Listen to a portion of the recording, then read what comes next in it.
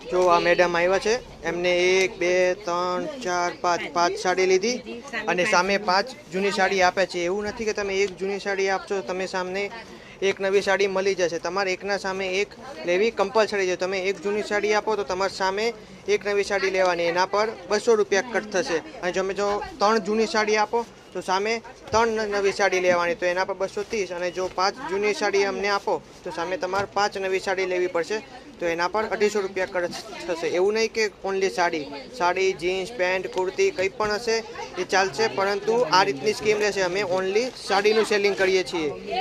Okay, તો મળીએ નવા વિડીયોમાં।